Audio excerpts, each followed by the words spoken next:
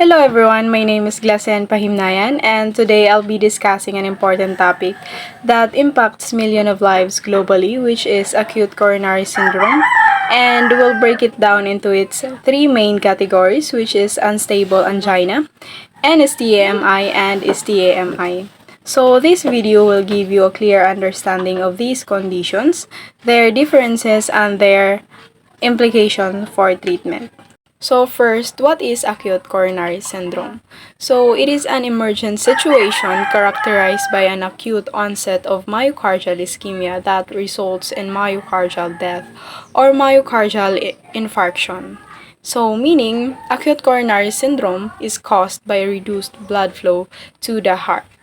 So let's move on to the prevalence. So acute coronary syndrome is a major cause of morbidity and mortality worldwide, affecting millions annually, and it is a leading cause of hospitalization in adults with an estimated incidence of 50 to 100 cases per 100,000 people annually in developed countries and millions of emergency department visits yearly with NSTAMI and unstable angina being more common than STAMI, and NSTAMI occurs in about 60% of acute coronary syndrome cases.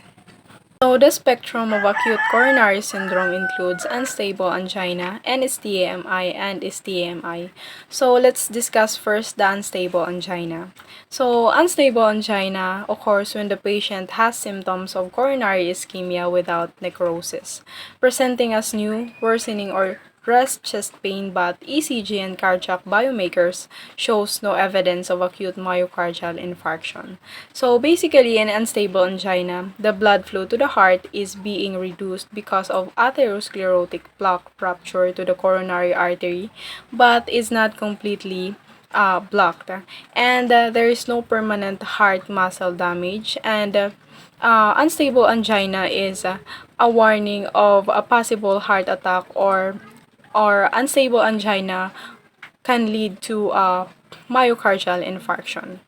So let's move on to the signs and symptoms of unstable angina.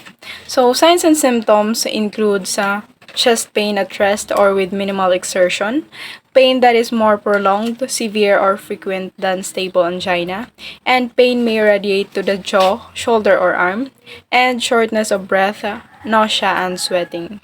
Next is a laboratory test and diagnostic test includes blood test, electrocardiogram or ECG, and a stress test and echocardiogram and coronary angiography.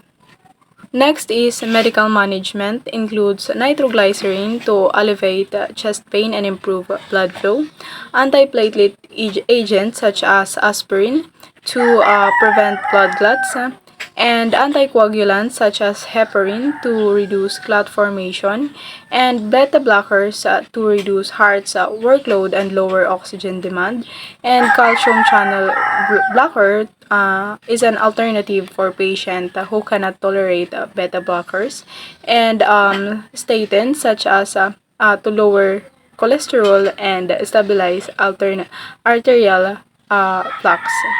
And for the nursing management, monitor ECG, vital signs, and signs for ischemia or complication, and administer medication as prescribed, educate on lifestyle changes and adherence to medications, and provide emotional support and address anxiety, and bed rest and provide oxygen. So let's move on to non-ST elevation myocardial infarction or NSTAMI. So it is a type of acute coronary syndrome characterized by myocardial ischemia with evidence of myocardial injury. So the patient has elevated cardiac biomarkers but no ST segment elevation on ECG. Hence, it is called non-ST elevation myocardial infarction. So in NSTAMI, the blood flow to the heart is severely reduced, causing partial damage to the heart muscle. So the signs and symptoms includes chest pain or discomfort, shortness of breath, diaphoresis or sweating, nausea and vomiting, and fatigue. So the signs and symptoms of NSTMI is more severe than unstable angina, but is less severe than STMI. Laboratory test and diagnostic test includes electrocardiogram or ECG and blood test. And for the medical management includes aspirin, anticoagulation therapy such as heparin, that is to reduce thrombus formation by inhibiting clotting factors, and beta blockers, that is to reduce heart rate, blood pressure, and myocardial oxygen demand, and ACE inhibitors such as losartan. For the nursing management, includes assessing vital signs, continuous ECG monitoring, monitor for any changes in the ST segment or T waves which could indicate ongoing ischemia or arrhythmia, semifolars positioning, that is to reduce the work of breathing and improve oxygenation, provide emotional support, and educate the patient on the importance of taking the medication as prescribed to prevent future heart events. So let's move on to STEMI or ST elevation myocardial infarction. So the patient has ECG evidence of myocardial infarction with the characteristics changes in two contagious lead on a 12-lead ECG. So in this type of myocardial infarction, there is a significant damage to the myocardium. So in ST elevation myocardial infarction, the blood flow is completely blocked, causing significant heart muscle damage, and there will be a permanent damage to the heart if not treated quickly. So and for ECG, there is a ST segment elevation, and it is the most serious type of heart attack which requires emergency treatment.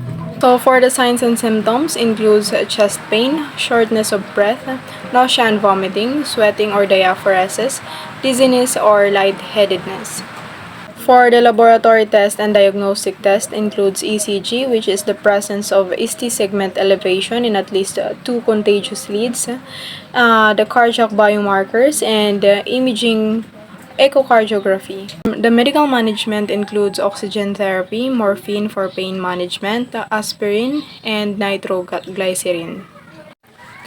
And emergent percutaneous coronary intervention or PCI, which is used to open the occluded coronary artery and promote oxygen reperfusion to the area that has been deprived of oxygen.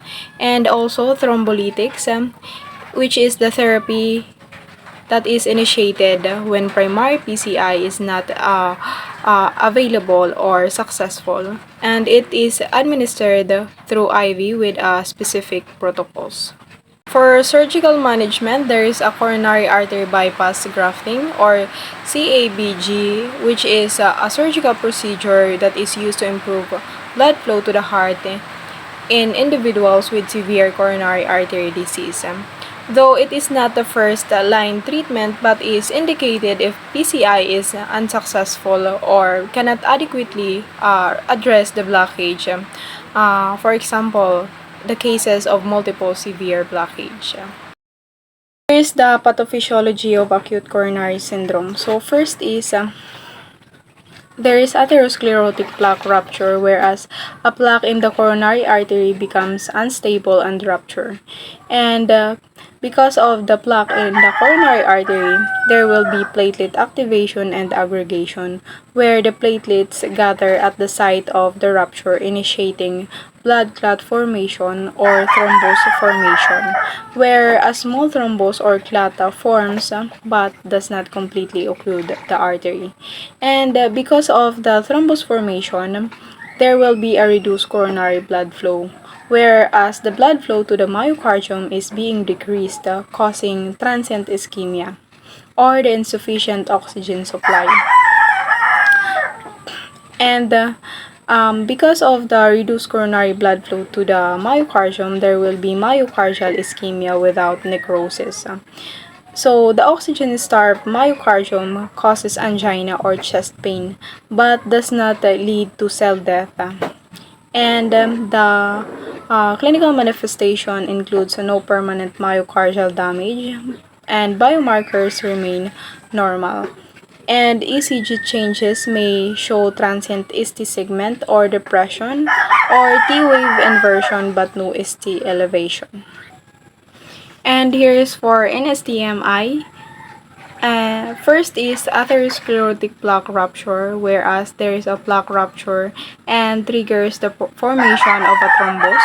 And next is partial occlusion of the coronary artery, whereas the thrombus partially occlude the artery, reducing blood flow significantly. And next is a prolonged myocardial ischemia, which is there is a continuous because of the continuous oxygen deprivation can cause of hypoxia, which is it can damage to the heart muscle cells.